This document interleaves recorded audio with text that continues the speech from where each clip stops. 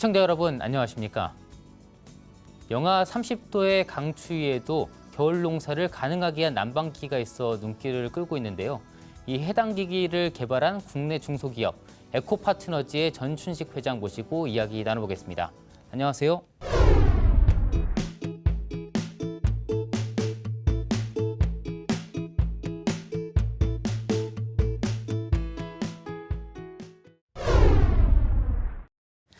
먼저 이 에코파트너즈라는 회사가 시청자들이 보시기엔 다소 낯설 수도 있거든요. 간단한 회사 소개부터 좀 부탁을 드리겠습니다. 네, 저희 기업은 지구의 환경과 사람의 건강을 추구하는 기업입니다. 지금 전 세계적으로 이슈가 되고 있는 환경, 건강, 그리고 미래 먹거리인 식량과 에너지 사업에 주력을 하고 있는 기업이라고 보시면 되겠습니다. 네, 에코파트너즈만의 제품이 있다라고 얘기를 들었거든요. 굉장히 좀 다른 제품이랑 차별화되는 제품이라고 들었는데 어떤 제품인지 말씀 부탁드릴게요. 저희 제품은 큰 틀에서 보면 하나의 난방기입니다. 하지만 기존에 시중에 나와 있는 난방기와 대단한 차이점을 많이 갖고 있습니다. 기존에 시중에 나와 있는 것은 바람을 통하고 빛을 통해서 난방을 일으켰습니다. 그러다 보니까 많이 답답도 하고 건강에 많은 불편함들이 많았습니다. 하지만 저희 제품은 빛이 없습니다. 또 소리가 없습니다. 냄새가 없습니다. 그리고 많은 탈취 효과가 있다 보니까 건강에 상당히 이로운 그러한 난방이라고 보시면 되겠고요. 그리고 특히 저희 제품 같은 경우는 화재에 거의 염려가 없습니다. 화재가 염려가 없다 보니까 안전하게 사용할 수가 있고 또 추결식이다 보니까 기존의 열은 근적외선입니다. 근적외선과 원적외선의 차이점은 근적외선은 태웁니다. 수분을 태워서 따뜻하게 했지만 저희는 원적외선, 데핍니다. 데피다 보니 이 거리가 상당히 멀리 갈 수가 있습니다. 그래서 이번에 저희가 중국에서 지금 상당한 이슈를 일으키고 돌풍을 일으켰던 게 한겨울에 외부 온도 영하 30도, 실내 온도 10도, 땅속 온도를 20도 이상을 데필 수 있었기 때문에 이러한 식물 과야채를 저희가 재배를 할 수 있었거든요. 그 원리가 바로 원적외선입니다. 깊게 멀리 열은 위로 올라갑니다. 그런데 위로 올라가는 이 열을 바닥을 데필 수 있다는 것은 상당히 좀 획기적인 제품이지 않을까. 이게 하나의 이 난방기의 혁명이 아닐까 그렇게까지도 제가 생각을 해봅니다.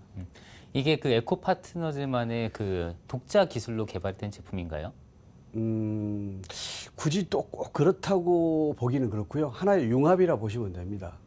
이게 하나의 물질로 저희가 이제 이루어진 게 가장 큰 저희 회사의 이제 기술이고요. 그래서 그 부분에 대해서 저희가 한국보다는 그 중국의 춘구를 선택했던 것도 원적외선 멀리 땅을 데필 수 있는 멀리 가는 그런 열을 저희가 선택했기 때문에 가능했었습니다. 제가 이제 듣기로는 그 중국에는 워낙 그 금방 복제품이 나타나서 사실 어려움을 겪는 건 많잖아요. 예. 근데 에코파트너즈의 제품은 복제품을 만들기 좀 어려운 구조라고 이야기를 들었거든요. 그 부분도 간단하게 얘기 좀 해주시죠. 실내를 들어서 이게 물질이다 보니까요.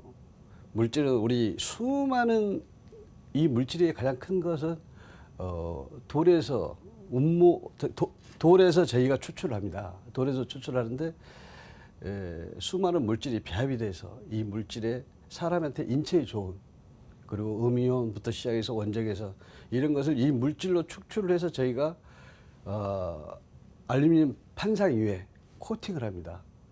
보통 열이 300도, 400도가 되면은 크릭이 생기는데 저희는 절대 크릭이 거의 아직까지는 거의 없습니다. 이제 수십 년이 흘러보면 모르겠지만은 지금은 아닌 것 같고요. 그래서 그러한 것들이 상당히 중국에서도 이 물질을 개발한다는 게 좀 만만치 않다. 그런 판단을 제가 많이 하고 있습니다. 네, 국내보다는 조금 중국 쪽에 집중하는 모습이신 것 같아요. 제가 보기에는 예. 그 중국 쪽에서도 특히 그 흑룡강성 쪽에 많이 동북 쪽에 있는 흑룡강성에 집중을 하시는 모습인데 그 이유에 대해서도 간단하게 이야기 좀 해주시죠. 예. 사실 저희 기업이 처음 출발지는 북경이었습니다. 북경에 가서 이 제품을 판매를 하려고 하다 보니까 난방기다 보니까 난방기라는 그런 생각을 너무 많이 갖다 보니까 한국의 많은 기업들이 중국에서 이 난방기를 수입을 해서 한국에서 팔고 있어요. 그렇다면 중국에서 이 난방기라고 판단하는 것은 상당히 어렵다. 이 시장성 구축부터 시작해서 마케팅, 또 제품의 가격, 또 소비자들이 느끼는 그런 체감 온도, 이런 것들이 상당히 어렵다는 판단을 제가 많이 가졌습니다. 그러면 이걸 어디로 갈까 고민하다가 제일 절실하게 필요한 것이 뭘까? 사람이 그렇지 않습니까? 사막에서 우리가 물을 마시더라도 물을 주는 거 감사하지만은 너무 열려있는 우리가 홍수 날 때 물 준다 해서 감사한 거 아니잖아요. 그래서 갔던 것이 흑룡강성을 제가 선택하게 됐습니다. 그래서 흑룡강성에 그 수백만 개 하우스를 보면서 제가 꿈을 키웠고 거기에서 이 시장이 바로 내가 가야 될 시장이라는 걸 절실하게 느꼈습니다. 이것에서 내가 성공을 한다 하면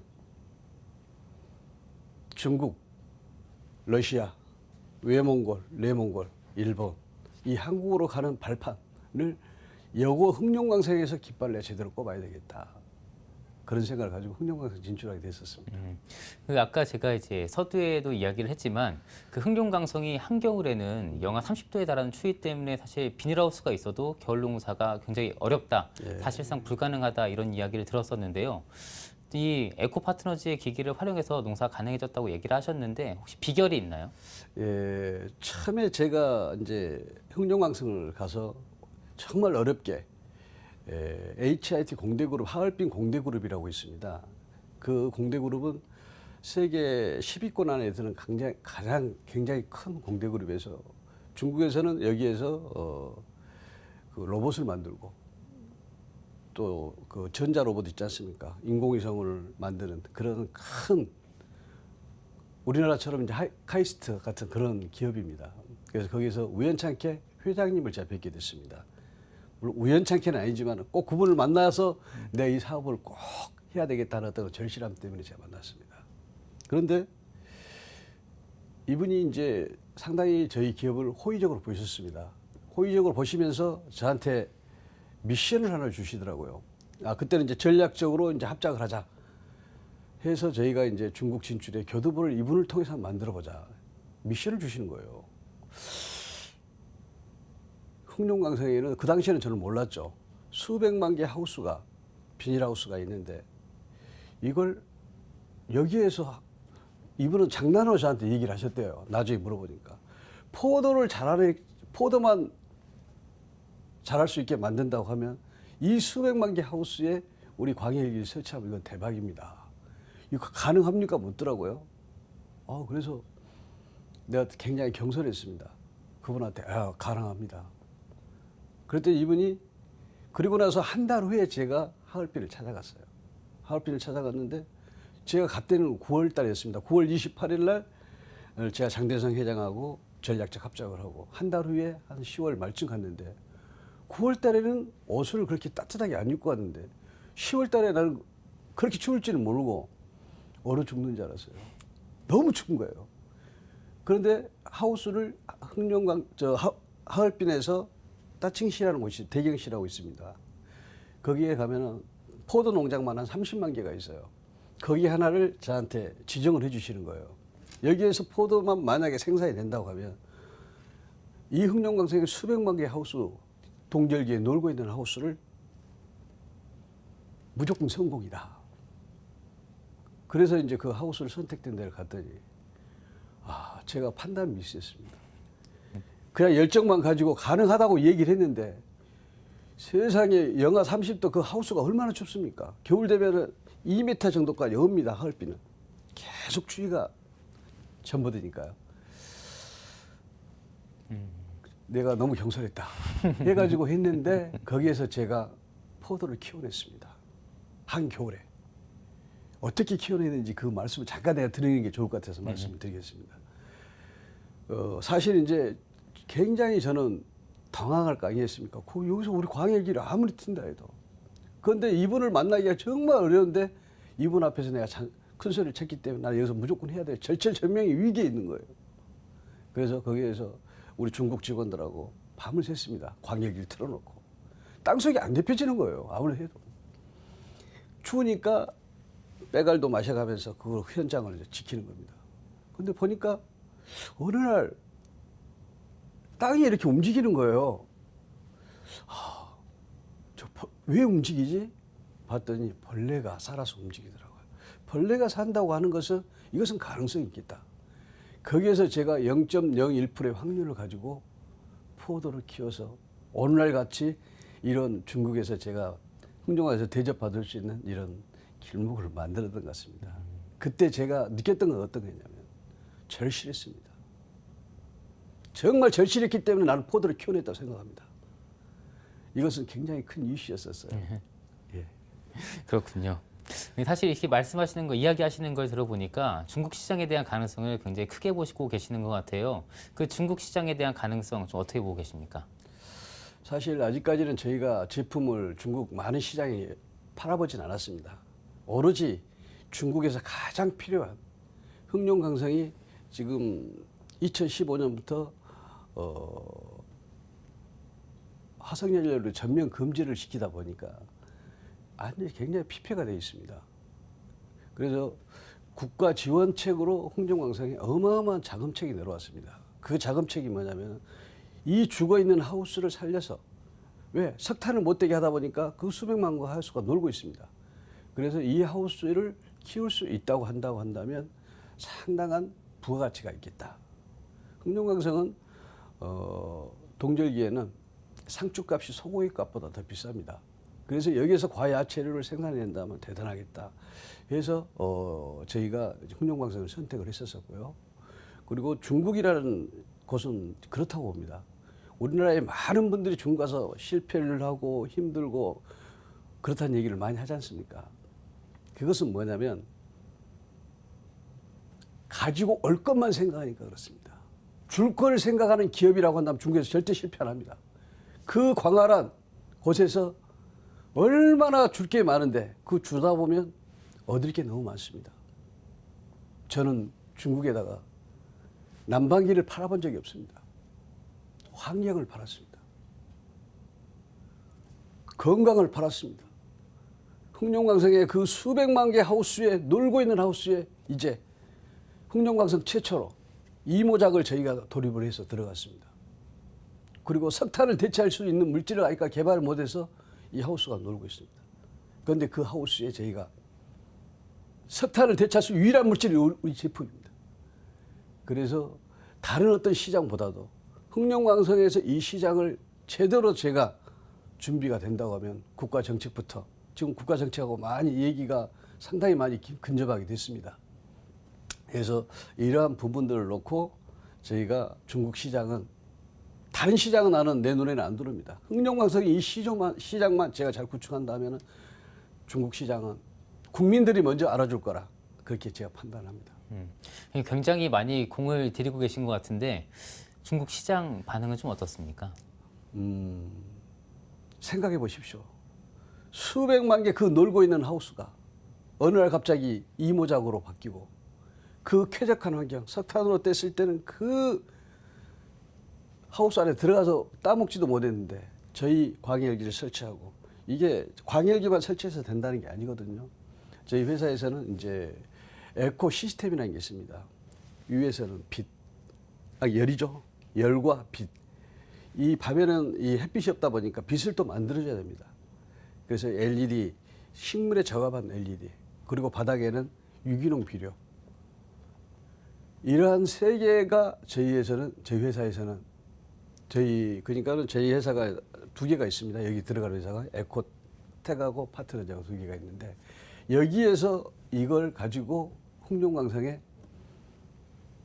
이 시스템을 보급하는 게 저한테는 가장 큰 앞으로의 제 미래라고 준비라고 그럴까요? 이것만 철저히 준비하고 싶습니다. 이 난방기를 저는 팔라고 전혀 생각을 안 씁니다. 이것이 팔아지면 놀고 있는 그 하우스에 우리 광해열기가 수백만 개가 들어간다고 생각해 보세요. 이것은 중국 정책으로도 상당히 좀 맞는, 현실하고도 맞는 그런 거다 보니까 그 부분에 저희가 최선을 다하고 있습니다. 네, 그 말씀하셨던 것처럼 중국 시장 반응도 사실 좋은 것 같은데요. 예. 사실 이 많은 이제 국내에 계신 분들이 언제쯤이면 좀 의미 있는 계약이 나올까 이런 부분을 좀 기대하고 계신 분들도 분명히 계시거든요. 예. 그런 부분도 간단하게 말씀해 주시면 좋을 것 같아요. 사실 이번에 저희가 12월 15일 날 참 뜨거운 자리였습니다. 우리 대한민국의 대사관의 입법관, 농무관들도 다 오시고 또 총영사관님도 오시고 축사도 해주시고 그 먼 곳에서 그렇게 와줬던 부분에서 제가 굉장히 감사하게 생각을 하고요. 사실 이번에 저희가 계약을 한 3건 정도를 앞두고 있었습니다. 그런데 정부하고 상당히 더 가까워졌던 게 있습니다. 그 하얼빈 하면은 추운 곳이지 않습니까? 근데 아름다운 곳입니다. 그런데 제일 어떠면은 동북에서 남구된 곳입니다. 그런데 그곳에 저희 기업에서 이 에코팜 그린하우스 단지에서 이 식물이 나오는 거 보고 정부에서 먼저 로브콜을 했습니다. 그런데 이 계약을 먼저 하려다 하다 보니까 어떤 게 있냐면 지금 AS가 안 돼 있습니다. 준비가 안 돼 있다는 거죠. 그런데 정부하고 이 계약을 하고 나면은 이것은 사실상 우리가 AS가 필요가 없습니다. 정부에서 해주는 거고. 그리고 이 적은 계약을 먼저 이끌다 보면은 우리 제품이 완벽하다고는 나는 자신하지만은 쓰는 사람이 제대로 사용을 못했을 때는 이게 완벽한 게 아닙니다. 그럼 사실상 저는 이제 큰 계약을 앞두고 이런 적은 계약을 해서 사실상 먼저 말썽을 일으키고 그러니까 뭐라고 그럴까요? 그걸 갖다가 먼저 문제점을 제기해서 큰 계약을 놓칠 수 있지 않을까 해서 저도 굉장히 좀 안타까운 부분이 좀 있었는데요. 계약은 전혀 나는 걱정이 없습니다. 왜? 그 사람들이 필요한 것을 저희는 줄 수 있는 무기를 갖고 있기 때문에 그것은 제가 언제 이 계약을 할 것인가 하는 건 제가 판단을 하지 그분들이 판단한다고 생각을 합니다. 굉장히 이 자신감이 제품에 대한 자신감이 넘치시는 것 같아요. 그 최근에 그 하얼빈 하면 사실 그 빙등제, 그 세계 3대 축제 중에 하나로 꼽히는 빙등제도 굉장히 유명한데 이 빙등제 관련해서도 그 업무 협약 체결하신 게 있다고 하셨어요. 어떤 내용인지 간단하게 이야기 좀 해주시죠. 흑룡강성은 굉장히 토질이 좋습니다. 세계 3대 흑토 중에 하나로서 굉장히 중국의 4분의 1을 농산물을 흑룡강성에 만들어냅니다. 그런데 문제는 뭐냐면 지리학적으로 문제가 많습니다. 우리 한국은 봄, 여름, 가을, 겨울 있지 않습니까? 겨울이 끝난과 동시에 여름이 옵니다. 그리고 9월 하순부터 이게 바로 겨울이 도착합니다. 그러면 10월 달쯤 되면은 영하 최소 막 5도, 10도 막 그렇게 떨어지고 한겨울 그 11월 달쯤 되면 새벽 1시, 3시까지는 보통 영하 한 20도 정도 떨어지다 보니까 식물을 자라게 할 수가 없습니다. 그러다 보니까 발달된 게 하우스입니다. 그래서 하우스로 이제까지 그 정도 먹고 살다가 2015년도부터 화석연료 전면 금지라는 엄청난 이게 오래전부터 준비를 해왔겠지만은 농민들한테는 충격으로 와닿습니다. 시진핑 주석께서 올 5월 달에 흑룡강성을 방문해서 이춘시에 방문해서 관광상품을 만들어라. 그런데 한겨울에 관광상품 만든다는 게 보통 쉽지가 않습니다. 그런데 이번에 저희가 이게 보도가 된 거예요. 중앙방송, CCTV, 농업TV, 뭐 흑룡강TV에서 우리 걸 신기하니까 한겨울에 이런 하우스에서 이 싱싱한 것을 자기들 직접 따먹고 이게 꿈이라고 그러니까 이런 게 믿기지 않았는데 여기에서 이걸 따먹고 하다 보니까 이게 보고가 됐나 봐요. 그래서 이걸 가지고 빨리 관광 상품을 함께 합시다 하고 그쪽에서 먼저 연락이 왔습니다. 그래서 우리가 14, 15, 16일이었는데 14, 15일 행사 끝나고 저도 무지 많이 안 피곤했겠습니까? 세계 각국에서 손님들이 오셨는데 다음날 바로 이춘시를 한 3시간 걸립니다. 하얼빈에서. 거기 가서 이춘시 시장님이 정말 절실하더라고요. 아, 정말 이분이 절실하구나 이게. 그래서 세계 각국에 모인 분들 앞에서 거기서 저희가 MOU를 하면서 관광상품으로 이 한 100만여입니다. 100만여는 그곳에 관광상품으로 저희가 내정이 돼서 아마 내년에는 크게 국가 차원에서도 홍보가 많이 이루어지지 않을까 그렇게 조심스러운 관망을 해봅니다. 이렇게 중국 정부 관계자분들이랑도 좋은 관계를 이렇게 맺고 계시는 것 같은데 사실 최근에 국내는 그 사드 배치 문제로 인해서 한중 관계 냉각기 아니냐 이 우려도 많거든요. 사업하시는 데 있어서 그런 부분에 있어서의 뭐 약간 어려움은 없으셨나요? 저희 우리 에코시스템은 지금 중국에서 더 절실히 요구를 합니다. 필요합니다. 그분들도 이걸 간절하게 필요하다 보니까 저는 그런 건 전혀 신경을 안 씁니다. 해서 제 꿈이 있다고 하면 지금 한중 관계가 상당히 좀 어렵습니다. 한류부터 시작을 해서 우리 중국에 가 있는 어떤 많은 기업들이 잘 우리 기업을 보면서 굉장히 좀 부러움도 지금 사고 있는 상황인데요. 이걸 토대로 해서 이제 에코 열풍을 흑룡강성부터 시작해서 남방으로 제가 불어보는 게 저희 기업의 정말 꿈입니다. 꼭 그렇게 되리라고 믿고 있고요. 해외 시장 진출에도 계획이 좀 있으실 것 같은데 해외 진출 전략 이런 부분도 간단하게 이야기 좀 해주시죠. 네. 제가 아까 말씀드렸다시피 이 농업용은 흑룡강성에서 큰 돌파구를 만들어진다고 하면 위로는 러시아, 사실상 저희 목표가 러시아입니다. 흑룡강성보다 더 좋은 시장이 러시아입니다.